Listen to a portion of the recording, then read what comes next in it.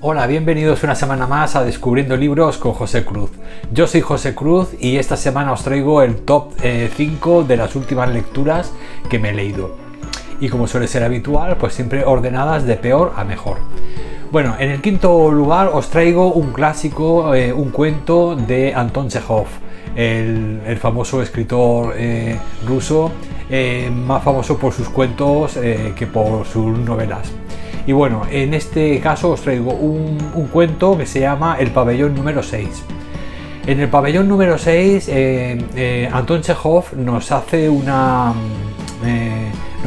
radiografía de cómo se entendía la salud mental y los psiquiátricos en la época del zar. Este relato consta de 157 páginas y fue publicado en 1892, es decir, que a finales del 19 os podéis imaginar pues bueno, la forma que tenían todavía de tratar las enfermedades y los trastornos mentales. Entonces yo creo que incluso no se hacía distinción entre enfermedad mental y trastorno mental. Bueno, no sé si sabréis, pero bueno, básicamente la enfermedad mental tiene más una componente genética, es una enfermedad que suele tratar el psiquiatra y que bueno, que normalmente necesita de tratamiento de medicación y luego pues por supuesto tratamientos de integración social, etcétera. Y sin embargo el trastorno mental es más de origen sociológico, más que de origen físico, es más de origen, y ahí hay muchos de esos trastornos que los suele simplemente solucionar un psicólogo. Por lo tanto, pues bueno, hay que distinguir muy bien entre lo que es la enfermedad mental y el trastorno mental. Pues entonces ya os digo que esta distinción no se hacía y por lo tanto los psiquiátricos encima, pues bueno, no se conocía el origen de muchas de esas enfermedades y por lo tanto, pues bueno, era como un saco, un baúl desastre que había ahí y se juntaban todos los pacientes y bueno, y encontrabas pues de todo tipo, tanto personas que les había ido mal en la vida, habían caído a nivel emocional y al final habían perdido las ganas de vivir, con otras personas pues que sí que realmente tenían una enfermedad mental de base que bueno, que no les permitía tener una vida normal integrada en sociedad. Entonces pues estaban todos mezclados ahí y bueno, y entonces pues bueno, ya os podéis imaginar las condiciones en la época del zar, pues además se trata de un psiquiátrico pequeño, del que nos habla Chejov, y en el pabellón 6 hay pues un grupo de pacientes y el doctor, que es el protagonista, junto a uno de los pacientes, pues bueno, va a hacer la visita al pabellón 6 y allí descubre que acaba de ingresar un nuevo paciente, que es un chico joven, y cuando este médico, que bueno, que está desencantado con todo, no tiene ganas de implicarse con los pacientes, no sabe tampoco cómo solucionar los problemas, entonces estaba pues o bien la contención mecánica, la fuerza, que el celador es el que se encargaba de controlar a los pacientes, o la medicación, o sea, no había una, y bueno, era medicación para sedar, para tranquilizar un brote de un paciente, pero bueno, no era con estos tratamientos a largo plazo o de compensación química, o sea que hay algunos pacientes que requieren, que tienen exceso o defecto de algún tipo de sustancia química que su cerebro, sus neurotransmisores necesitan para poder tener una vida normal, ¿no? Entonces este hombre, ya os digo, un hombre que no está preparado para este tema, que está ahí un poco como de funcionario, desencantado porque ve que ningún paciente va para adelante. Entonces este hombre, pues un día aparece un nuevo paciente, un chico joven, y es un chico muy inteligente, o sea, viene de un problema social que no os puedo contar porque el relato del cuento es muy pequeñito, y bueno, y es un chico muy inteligente. El caso es que un día este hombre empieza a hablar con él y ve que bueno, que es un hombre, es un chico que tiene muchísima riqueza detrás y que bueno, que le va dando como pistas de que bueno, empieza un poco a hacerle cuestionar a este doctor, pues que bueno, que la vida es mucho más de lo que aparenta ser. O sea, el caso es que le descubre el paciente más cosas al médico que el médico al paciente. El caso es que llega un momento en el que este encuentro con este chico produce una catarsis en el doctor que hace que se replantee si realmente todo lo que ha estado haciendo de aquí para atrás eso no es moral, es decir, si es ético mantener un puesto de trabajo, aunque sea en detrimento de que no haga nada por los pacientes ni sepa hacer nada por los pacientes. Entonces, a partir de ese momento empieza ya a tomar una serie de decisiones que, bueno, que son los que van a producir una trama muy interesante. Así que, bueno, este relato lo dejo en el 5º puesto, no porque no me haya gustado, que me ha encantado, tiene un trasfondo y una crítica social muy interesante, más que nada por eso, porque en aquella época, una época en la que todavía existía una economía agrícola basada en la agricultura, no habían avances científicos suficientes, no había tecnología, la medicina no había avanzado lo suficiente y menos la rama de la salud mental. Entonces, pues bueno, ahí te hace una radiografía pues de cómo se vivía en aquella época en un centro de estos psiquiátricos que, bueno, que era un poco deprimente. El caso es que, bueno, este cuento, ya os digo, es muy interesante, lo he dejado en el 5º puesto porque simplemente es un relato y, bueno, pero que detrás tiene un trasfondo muy interesante y por lo tanto os lo recomiendo muchísimo. Bueno, en 4º lugar os traigo un ensayo que me ha parecido muy interesante, cosa de 310 páginas y fue publicado en 2019. Aunque este ensayo fue publicado en esa fecha, pero esta reunión, esta charla informal que se transcribió y dio como resultado este libro fue anterior, no sé si fue en el 2010 o 2012.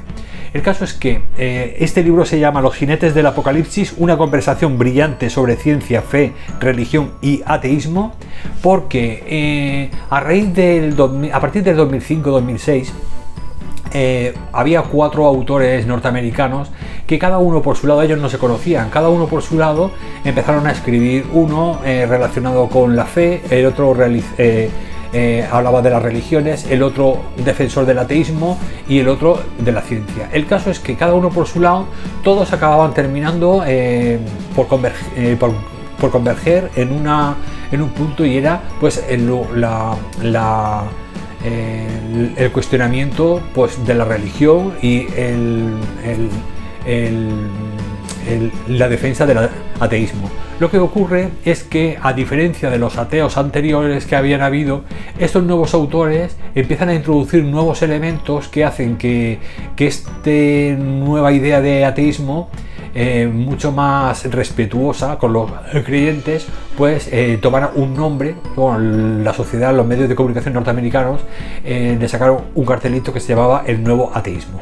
El caso es que cada vez que cada uno publicó su libro, y cada vez que había que invitar a las televisiones o a los debates algún científico o alguien que se enfrentara a los que creían, a los creyentes, porque en los Estados Unidos sabéis que hay pues muchos tipos de iglesias, protestantes, sobre todo protestantes, católicas, pero bueno, sobre todo dentro del protestantismo hay muchísimas corrientes.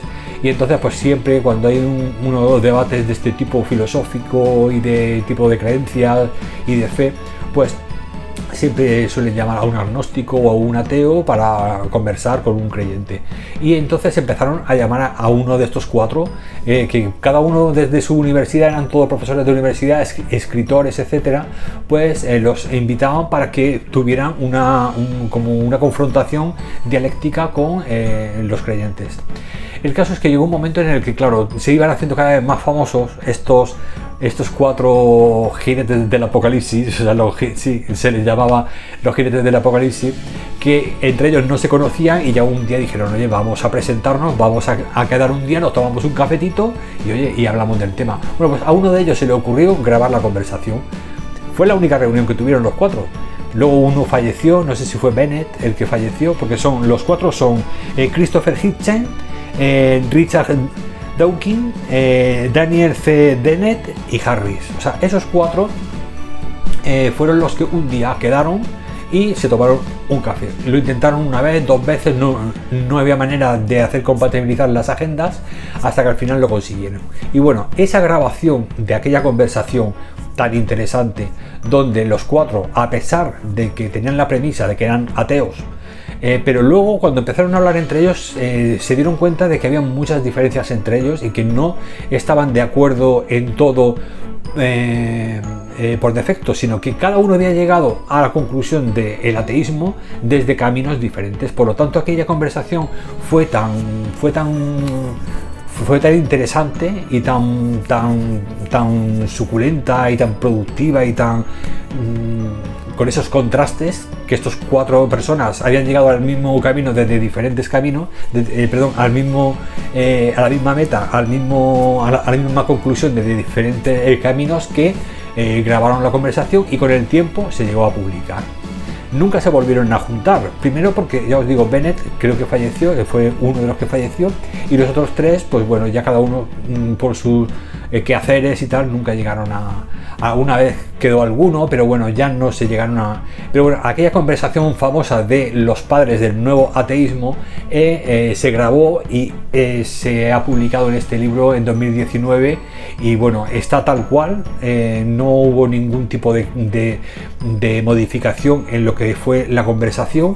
Y en este tipo de libros que se basan en charlas no en conversaciones entre varias personas, normalmente lo más interesante es el método de la dialéctica, es decir, es el hecho de que tú hablas y en base a lo que tú has dicho yo te respondo, ¿no? Y luego el otro hace lo mismo. Entonces es como si fuera un avanzar en un hilo, pero siempre sin perder y siempre respetando que cada uno vaya añadiendo lo que él va aportando a esa teoría, ¿no? a ese contenido, ¿no? Y es lo bueno que tiene la dialéctica como método científico, y es que normalmente no hay 4 opiniones, son simplemente 4 científicos, en este caso, o sea, en cualquier conversación es igual, que lo bonito, lo interesante de la dialéctica es que tú coges un tema, el que sea, lo pones encima de la mesa y entre todos empiezan a atacar ese tema. Atacar es o cuestionar o aportar, y de esta manera es como si 4 científicos estuvieran detrás de un microscopio y los 4 están opinando, intentando dilucidar qué es lo que están viendo. No es lo mismo que uno vea una cosa que lo vean 8 ojos, es decir, que siempre se enriquece más. Y es esa, yo creo que la riqueza que tiene este ensayo, que se trata de algo informal, ya os digo, en una cafetería fue, tomándose un cafetito, y los 4 pusieron a grabar una grabadora y luego pues lo pasaron a texto, hicieron un libro que la verdad es que está muy interesante. Y ya os digo que está muy bien porque normalmente siempre hay un algo. Sabes que el ciclo científico es hipótesis, intentar refutar la hipótesis, o sea, plantear hipótesis, luego intentar refutarla, y si no se puede refutar, se considera una verdad provisional hasta que alguna vez se pueda refutar o se pueda modificar o añadir algo. Pues bueno, eso es lo que ocurre cuando discutimos. Incluso en discusiones pequeñas, domésticas, en nuestra casa, la dialéctica para avanzar en cualquier discusión o en cualquier problema, o sea, la dialéctica es un instrumento precioso, por eso, porque todos tenemos nuestra gran verdad, pero luego cuando la confrontamos a la verdad de los demás, pues vemos como no es tan verdad, es decir, siempre nos enriquece. O sea, una de dos, o lo que nos aportan los demás afianza lo que creemos, o nos obligan a modificar partes de lo que creemos. Por lo tanto, ahí es donde se encuentra en la belleza de la ciencia, en la flexibilidad, en que yo no tenga nunca la verdad absoluta, sino que siempre sea susceptible de modificar la medida que la gente me va aportando cosas que yo desconocía hasta entonces y que ponen en cuestionamiento parte o todo de lo que yo pensaba, ¿no? Así que bueno, esta charla, este método dialéctico me pareció muy interesante, y bueno, y luego ya pues al margen de las creencias, si sois creyentes como si sois agnósticos o sois ateos, creo que siempre es bueno, es interesante leer cualquier tipo de temas de estos trascendentales que tengan que ver con el tema de la fe, de la ciencia, de la religión, etcétera. O sea que está muy bien, la verdad. Yo lo recomiendo, por eso son 310 páginas, que tampoco es que sea muy extenso, y es muy interesante, la verdad. Y luego pues eso también es muy actual, por lo tanto para los ateos que quieran ver una nueva visión del ateísmo, pues bueno, es una oportunidad muy interesante. Bueno, en tercer puesto os traigo El hombre que paseaba con libros. de Carsten Henn. Este es lo que solemos llamar una novela cozy, de eso que está ahora de moda, el cozy, acogedora, de buen rollito, ¿no? Bueno, está muy bien, la verdad, es una novela pues, que habla de libros, como podéis imaginar, y nos habla del protagonista, que es Carl un momentico, que yo que los nombres se me olvidan. Karl Kohlhoff. Bueno, Karl Kohlhoff creo que está ambientada en Alemania, en Berlín. Karl Kohlhoff es un hombre de 70 y pico años, ya jubilado, pero que sigue trabajando por gusto en una librería. Claro, ya no está de cara al público, ni en el mostrador, ni nada. Y entonces, pues este hombre lo que hace es que tiene una costumbre, y es llevar a domicilio libros a unos clientes fijos que ya tiene a 5 o 6 clientes fijos, y él les lleva cada semana los libros que él cree que les van a gustar, ¿no?, a ellos. Entonces, de hecho, llega un momento en el que los conoce tanto que ya incluso les pone nombres de personajes literarios. Por ejemplo, está el hombre que está él solo viviendo en un castillo por ahí, que no le gusta la humanidad y está siempre encerrado leyendo, y a él le llama el señor Darcy. Luego hay otro que es un hombre también que solamente lee ensayos históricos, y es el doctor Fausto. Es decir, que los va nombrando así como personajes históricos clásicos, ¿no? Y bueno, este hombre, ya os digo, con 70 y pico años, es muy íntimo amigo del dueño de la librería, que ya no ejerce tampoco, porque el hombre también es mayor, y de hecho está ya incluso hospitalizado porque está el hombre mal. El caso es que en uno de sus paseos, un día conoce a una niña de 9 añitos, una niña muy inteligente que le encanta leer también. Y bueno, el caso es que se le pega, el hombre no quiere que vaya con él, pero ella empieza a preguntar, muy preguntona, y porque resulta que coincide, cada vez que sale ella del colegio, pues bueno, para volver a casa tiene que pasar por las calles por las que él suele andar con sus libros para entregar a domicilio. El caso es que se hacen amigos, y la niña se empeña en acompañarlo a él a entregar los libros. Y como es muy preguntona y tiene su propio mundo de niña, pues empieza a cuestionar el por qué tiene que... hay una chica, por ejemplo, que es muy depresiva, siempre está triste y solo quiere dramas, ¿no? Y dramas. Pero es curioso porque cada vez que lee un drama nunca termina el libro. El final nunca lo termina, de manera que nunca sabe si acaba bien o acaba mal. Entonces... eso tiene una explicación, ¿no? Luego ya lo sabréis si os leéis la novela. El caso es que la niña lo cuestiona eso, y dice, vamos a ver, ¿por qué tienes que darle a una mujer que está tan triste libros dramáticos? Si contraerle un libro de buen rollito, que acabe bien, que sea bonito, y a que le dice, no, cada uno hay que traerle lo que necesita, lo que te pide. No puedes traerle lo que te gustaría a ti. Entonces eso no es un buen librero. El librero tiene que adaptarse al gusto del lector. El caso es que bueno, que esas conversaciones son la excusa un poco pues para enseñarnos un poquito el cómo vive la historia de la lectura un librero, un lector o lectores diferentes, y luego pues una niña, ¿no? Según los ojos de una niña. Entonces tiene, ya os digo, tiene un componente muy bonito ahí detrás, que para los amantes de la lectura pues siempre es muy acogedor, una lectura muy bonita, muy acogedora, etcétera. Luego la cosa se complicará porque bueno, fallece el dueño de la librería, y la hija pues ya no está por la labor, quiere modernizarlo todo, y ya no quiere que el hombre vaya a llevar los libros a las casas, sino que se pida todo online, todo más frío y más...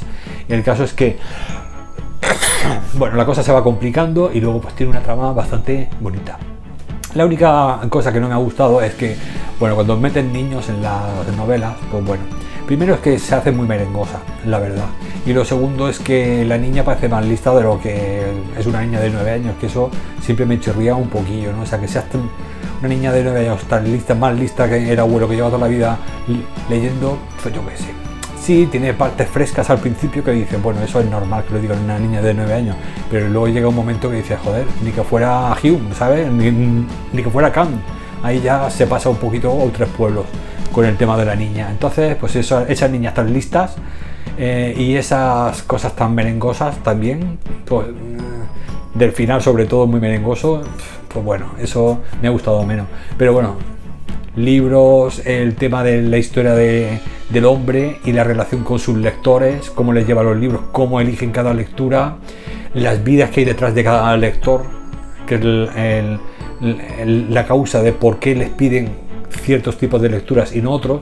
Todo eso enriquece mucho el libro y la verdad es que es un libro que, aunque tenga 3 estrellas, está muy, muy recomendado para los lectores, para los que estamos los que tenemos esa librofilia, esa un poco obsesión por los libros. Creo que es un libro pues muy bonito y que lo vamos a disfrutar.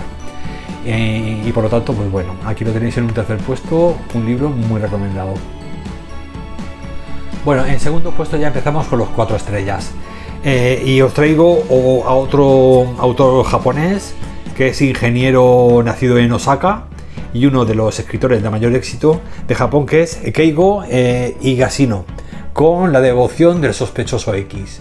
Esta novela, publicada por Ediciones B en... a ver, el año... os lo digo... Este se publicó en el 2011 y consta de 328 páginas. Es una novela negra. Esta es una novela negra japonesa y ya os digo, es una novela en la que, primero, antes de nada, la sinopsis ni se ocurra leerla porque es una lástima no poder descubrir poco a poco lo que va ocurriendo. Aquí te lo destripa todo en la sinopsis, así que no se os ocurra leer la sinopsis si queréis leer este libro. Y si alguna vez la habéis leído, que se os olvide, no hacerle caso ni leer nada e intentar leerla desde cero. Porque ya os digo, hay muchas cosas que son disfrutables si las descubres por ti mismo por primera vez. En esta novela, bueno, es una novela negra, más bien.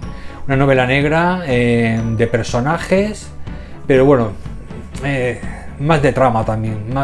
El tema del desarrollo psicológico de la protagonista, bien. Y hay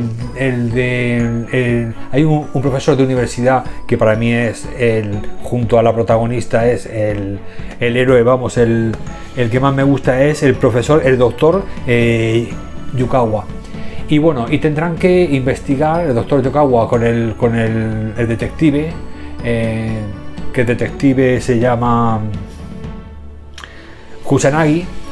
El detective Kusanagi pide ayuda al profesor al doctor el científico de la universidad para que le ayude con este caso, ¿no?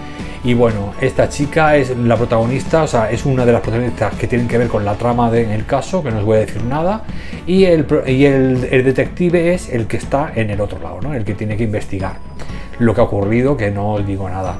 Y bueno, es una novela que se lee muy fácil, muy sencillo, muy fluida. Sí que hay partes en los que sale la vena japonesa, es un poco, ya se hace más lentillo y tal, pero bueno, la verdad es que se hace muy disfrutable y como la forma de leer la semántica es tan sencilla, tan agradable, pues te lo lees en un suspiro y bueno, no se te hace pesado.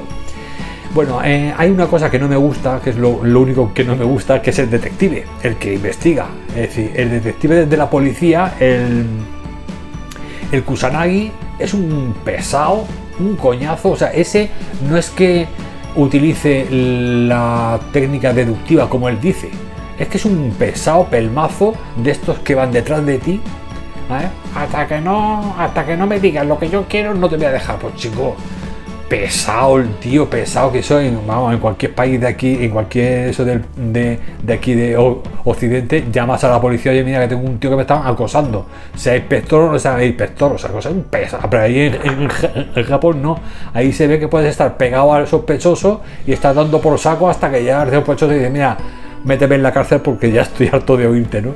Así que el único que no me gusta, el Kusanagi pesado de tío. pero luego cuando llama al que verdaderamente solucionará el caso, que es el doctor de la universidad, ese sí que aplica el tío, es el Sherlock Holmes de la novela. El tío aplica el método deductivo, o sea, el tío te hace un análisis estupendo, que ese es el verdadero. Lo que pasa es que el otro se llevará luego, claro, como es el poli, es el que se llevará la medalla, pero es el científico, el doctor, el que va a hacerlo todo. Así que bueno, para mí las dos protagonistas son la chica por un lado, que estoy con ella, por supuestísimo, y luego está por otro lado el científico, y luego está el pelmazo que está por ahí dando por saco, pero bueno, ese ya os digo que se come mucha novela porque es el detective, pero bueno, ese es el personaje odioso de esta novela, pero es un 4 estrellas, es decir, ambiente japonés, forma de escribir muy psicológica, típico asiática de los japoneses, muy que todo se lo piensan muchas veces y todo se lo piensan antes de tomar una decisión. Y luego pues el Kusanagi no, el científico Yukawa y la chica son para mí los dos personajes más extraordinarios. Y bueno, tienen un giro final muy interesante también, o sea que tiene el origen, o sea, el principio ya te engancha. Luego la trama está muy bien, salvando al pesado, y luego ya el final también muy chulo, con un giro final muy chulo. O sea que es una novela muy para ser de novela negra asiática, así japonesa, está muy interesante, muy chula, y para ser actual, vamos, relativamente actual en el 2011. O sea que es una novela de eso, que si os gusta la novela asiática y la novela negra, es una elección estupenda. Bueno, y en primer lugar, y la joya de la corona de esta semana, os vuelvo a traer a John Carman Stephenson con La tristeza de Los Ángeles. Esta es la segunda entrega de la trilogía de El Muchacho, que se inició con su primera novela Entre cielo y tierra. Esta segunda consta de 329 páginas y esta fue publicada en 2009. Creo que la primera fue en 2006 o 2007, esta ya fue en 2009, y bueno, y la tercera, que me la estoy leyendo ya, que cierra la trilogía, que está también encantándome. Bueno, esta segunda no os puedo hablar mucho, lógicamente, porque al ser una trilogía solo se puede reseñar el primer libro, como os comenté la semana pasada, pero sí que os tengo que decir que es un libro con más acción. El protagonista, el muchacho, tiene que acompañar a James, al cartero, que le tiene un miedo exacerbado al mar, y por lo tanto, en lugar de coger un barquito e intentar atravesar, acortar distancias, pues prefiere ir por montaña, y por las montañas tendrán que cruzar 3 cordilleras ellos solos en pleno invierno. O sea que esto va a ser todo acción, cómo se las apañan, en fin, es más aventura, más acción que la primera. En la primera novela era más cortita, pero era como la presentación de personajes, y este es más acción. Y bueno, y luego una cosa muy bonita que tiene es todo lo que se van encontrando por el camino, los pequeños refugios donde se tienen que guarecer para no morir, porque están ya a punto de congelación y tal, y la gente que van conociendo en cada una de esas pequeñas casitas, gente aislada por ahí, familias que viven aisladas durante meses y meses, y que ven a personas, los ven a ellos, los únicos humanos que ven desde hace un montón de meses. O sea que, y cómo se relacionan entre ellos. ¿Qué significa para ellos llevarles un periódico que a lo mejor se ha atrasado 2 semanas? Pero bueno, para ellos es un acontecimiento que lo van a releer durante meses. Es decir que... Y luego en esta entrega, igual que pasaba en la primera, y que creo que va a ocurrir en toda la trilogía, subyace un amor por los libros exquisito. Es decir que esta trilogía está ambientada a finales del siglo XIX, cómo se vivía en Islandia, en los pueblos pesqueros, y en esta, por ejemplo, ya nos habla más del norte. Es decir que James, que es el cartero, que es el que tiene que acompañar al muchacho, se tiene que ir hacia el norte para llevar las sacas de correo y de prensa hacia los pueblecitos más extremos, más al norte, que les llaman el fin del mundo. Entonces, a su paso por todos los sitios por donde va pasando, ven, hay libros, hay gente leyendo. Es el refugio que tienen. El refugio no, al contrario, es la evasión que tienen para poder soñar que no están allí encerrados bueno, las casas hay veces que no se saben ni las puertas donde están, porque ha nevado tanto que está todo blanco y solamente saben que es una casa porque echa un poco de humo por la chimenea o porque ven la forma cuadrada, pero vamos, que están ahí prácticamente enterrados en nieve todo el invierno, sobreviviendo ahí dentro con lo poquito que han podido secar, los pescados secos que han podido conseguir en la primavera y en el verano, etcétera. Entonces solo les queda la lectura, los libros, la poesía, los periódicos, pero vamos, sobre todo la literatura, para poder viajar lejos de allí, para poder soportar esa soledad, eso estar al final del mundo. Y creo que bueno, que es una forma, creo que es si el tercer puesto que os he dicho, el de El hombre que paseaba con libros, es una novela cozy de estas que te habla de libros. Yo creo que esta es mucho más profunda, mucho más realista, y donde aquí de verdad es donde encuentras ese amor por los libros como una necesidad, ¿no? Una forma como como una tabla de salvación de una vida dura, aislada en la montaña, solitaria y muy vacía, en la que a lo mejor cuando llevas ya un montón de tiempo con tu mujer, 2 niños y el abuelo, pues llega un momento en el que ya no tienen nada que contarte, no tienen nada más que hablarte, y es el silencio el que poco a poco va inundando esa casa y los va enterrando en olvido, ¿no? Y entonces los libros les vuelven otra vez a obligar a salir de allí. O sea, es como eso, como si les dieran un empujón y digan, que sepas que el mundo está fuera esperándote. Espera, que ya falta poco para que llegue la primavera y poder otra vez volver a ver la hierba verde y el cielo azul y salir a la calle y poder, bueno, a la calle, a la granja de al lado o allá abajo a donde está la aldea con los pescadores y volver a fundirte con la gente. Así que pues bueno, aquí tiene, ya os digo, os habla de libros, pero de una forma mucho más seria y mucho más profunda y más trascendental, ¿no? Y bueno, ya os digo, esta trilogía a mí es que me ha encantado, por eso es porque ya he empezado a leerla y ya no puedo parar. Esta ya me la terminé hace poquito y ahora ya estoy ya con el tercero, y bueno, me la voy a leer la trilogía en muy poco tiempo. Porque ya os digo que es un descubrimiento que empezó ya os digo, el primero fue en el 2006 y el último creo que se publicó en 2011, o sea que en cuestión de 5 años ha publicado los 3 libros que ahora se han reeditado, o sea, se han publicado al español, y que bueno, estoy disfrutando un montón. O sea, esta trilogía la verdad es que me ha gustado muchísimo, y sigue con su misma técnica esta de está hablando. Bueno, el primero no tiene guiones.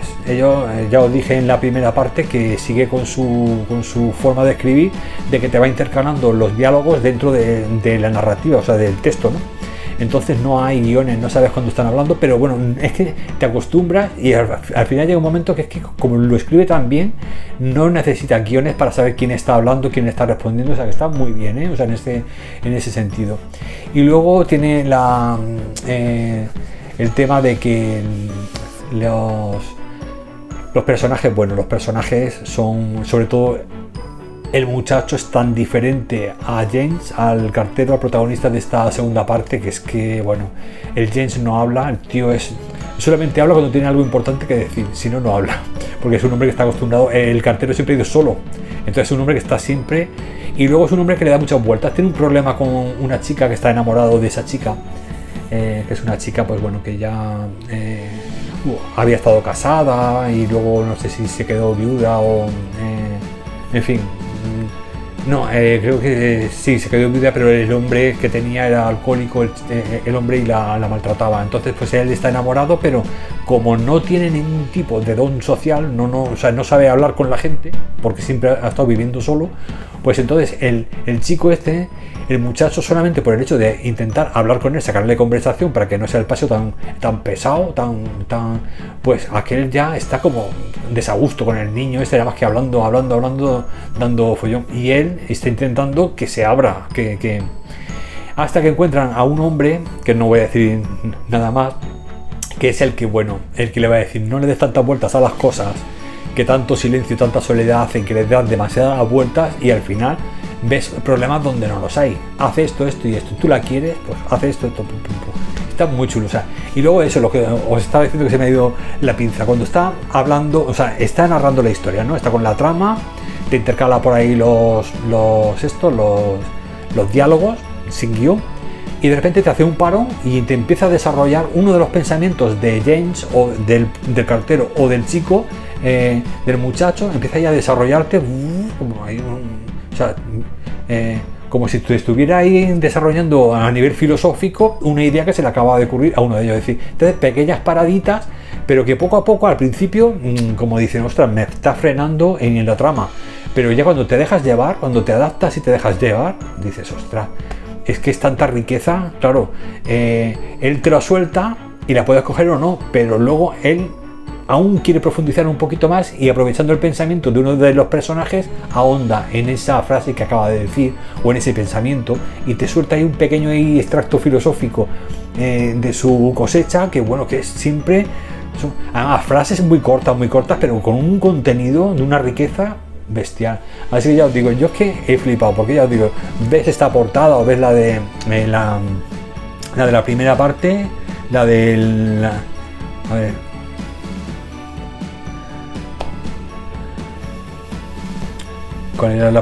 entre cielo y tierra, iba a decir noche y día, entre cielo y tierra, empiezas a ver las portadas y es que no te llaman la atención, y luego te pones a leer y te dejas llevar y llega un momento en que dices, madre mía, qué cosa más bonita de libros. Y esto sí que, aquí sí que, cuando te habla de los libros, sí que lo hace de una forma amor por los libros toda. Ya os dije que en Islandia se leía mucho por eso, por el tema meteorológico, ¿no? Porque cuando la gente tiene que estar encerradita, pues igual que nos pasó a nosotros aquí con lo del COVID, con el confinamiento, los 2 años que nos metimos aquí en las casas, yo creo que ha sido cuando más se ha leído de toda la historia de la historia más reciente, ¿no? Pero vamos, que la lectura siempre ha sido un poco, cuando la gente tiene problemas, cuando tiene la gente que estar sola porque es invierno en el norte de Islandia, o tenemos que estar confinados, o llega un momento en el que ya la televisión o las series o las películas ya te hastian un poco, ya te cansan, y volvemos todos a los libros. Ahí es donde tienes el refugio en el que realmente viajas con la imaginación, donde te imaginas tú a los protagonistas, te imaginas tú los decorados, los escenarios, los mundos, ¿no? Y yo creo que eso es, bueno, es una riqueza que no te puede dar ningún otro tipo de arte, ¿no? Creo que ahí radica la gran importancia y la gran riqueza de los libros. Y bueno, no me enrollo más, que madre mía, señor, cómo me enrollo. Bueno, pues espero que os haya gustado el top 5 de esta semana, de los últimos libros que me he leído. Y como siempre es habitual también, os recuerdo que nos podéis seguir a Pablo y a mí en el Club Gorky Podcast, donde reseñamos un libro cada semana, que es un 4 o un 5 estrellas, porque se trata de uno nada más. Y luego, si me queréis descubrir en mi faceta de escritor, aquí tenéis mi primer libro, El coleccionista de sueños, que es una fantasía oscura con novela histórica muy bonita. El otro día empecé a leerlo otra vez, que tiene el punto de página ahí todavía, y lo vi un poquillo y digo, se notaba que estaba empezando ahí a escribir, que fue el primero. Hoy no lo habría escrito igual, lo habría escrito de otra forma, pero bueno, la verdad es que como la historia era muy bonita, me dio mucho gusto, porque al fin de cuentas escribir un libro es como tener un hijo, es decir, sabes que tienes un hijo ahí y que el primero siempre es especial para ti. Luego el segundo, que es La muerte del señor Durán, que es una novela negra con venganza. Y luego el tercero, El secreto de Dean, que es de vampiros, pero vamos, tiene escenas de terror, pero bueno, no muchas, y no muy... O sea, que lo que es la historia en sí de la chica, de la protagonista de Dean, que tiene que ir a las tierras altas, a Inverness, que es la capital de Inverness en Escocia, a estudiar en la universidad, y ahí descubrirá, o sea, conocerá a un profesor muy raro, muy extraño, y bueno, es más la relación con sus amigos, con la universidad y con este profesor, más que los momentos de terror. Pero bueno, una novela vampírica que tenía muchas ganas de escribir. Y bueno, y con esto ya me despido. Espero que os haya gustado estas 5 recomendaciones de esta semana. Son muy variadas, como habéis visto. Hay clásicos de Chekhov, de una novela cozy esta del alemana, Los jinetes del apocalipsis, un ensayo, La tristeza de Los Ángeles, que es mi número 1, y La devoción del sospechoso X, que es muy chula también, una novela negra japonesa. Así que bueno, espero que alguna de estos libros os haya parecido interesante y que los leáis. Si es así, ya me lo decís en comentarios. Muchas gracias una semana más, lectores, por estar ahí, y nos vemos el jueves. El jueves no, perdón, el lunes. Un abrazo, lectores.